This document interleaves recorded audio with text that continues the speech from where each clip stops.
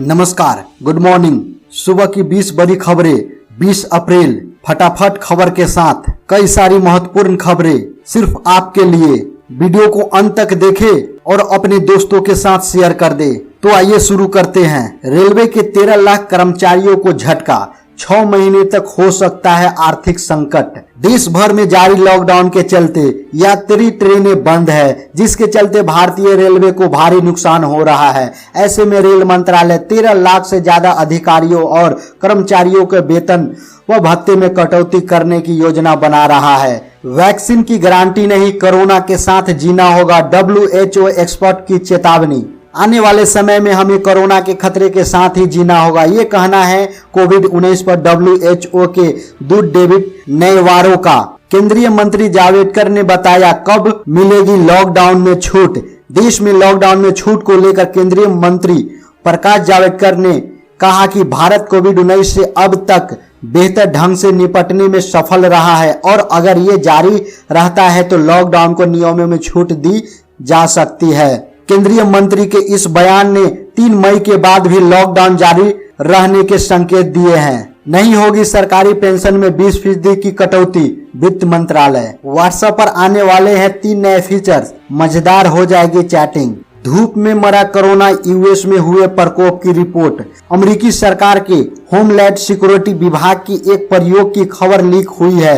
खबर के मुताबिक प्रयोग में देखा गया है कि उच्च तापमान और ज्यादा ह्यूमिडिटी के वायरस ज्यादा देर तक टिकता। प्रयोग के विवरण में लिखा है, दिन की रोशनी में बाहरी वस्तुओं की सतह से संक्रमण का खतरा कम पाया गया है। धूप में वायरस जल्द ही खत्म हो गया। हालांकि ये प्रयोग का शुरुआती प्रमाण है, अंतिम नतीजे आने बाकी है। WHO ने रमजान के लिए जारी की गाइडलाइन। विश्व स्वास्थ्य मंत्रालय WHO ने रमजान को लेकर गाइडलाइन जारी की है। WHO ने कहा कि रमजान के मौके पर सामाजिक और धार्मिक इज्तिमा होता है। इसमें इकट्ठे होकर रोजा खोलना, मस्जिद में इकट्ठा होकर तरावीह पढ़ना, महीने के आखिरी 10 दिन रात में एक एतकाफ करना शामिल है। ऐसे में WHO ने विशेष सावधानी बरतने की अपील की है। प्रधानमंत्री नरेंद्र मोदी ने रविवार को लिंक्डइन पर शेयर किए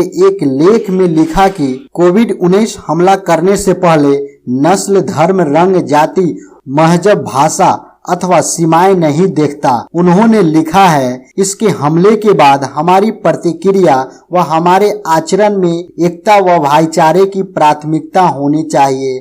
हम सब इसमें एक साथ हैं। संकट खत्म होने पर आपको घर पर सरकार पहुंचाएगी। महाराष्ट्र में फंसे प्रवासी मजदूरों से उद्धव। आप पर बहुत गर्व है। लॉकडाउन के बीच दिल्ली पुलिस के राहत अभियान पर अमित शाह। जम्मू कश्मीर के सोपोर में आतंकी हमले में CRPF के 3 जवान शहीद, 2 घायल। लॉकडाउन में फंसी प्रवासी महिला ने त्रिपुरा में बच्चों को दिया जन्म, नाम रखा लॉकडाउन। अगर कोरोना वायरस के लिए चीन जानबूझकर जिम्मेदार है तो परिणाम भुगतने चाहिए, ट्रंप। अमेरिकी राष्ट्रपति ट्रंप ने कहा है, चीन में कोरोना वायरस की शुरुआत से पहले उसे रोका जा सकता था, लेकिन उसे नहीं रोका गया और इसके कारण पूरी दुनिया भुगत रही है।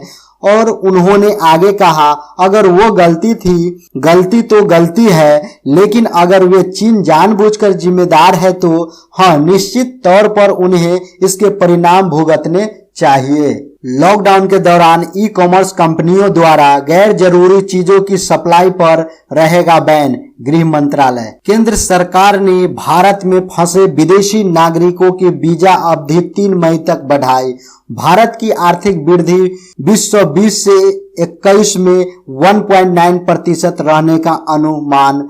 IMF, विश्व बैंक ने वित्त वर्ष 2021 में भारत के धीमे आर्थिक विकास का अनुमान लगाया।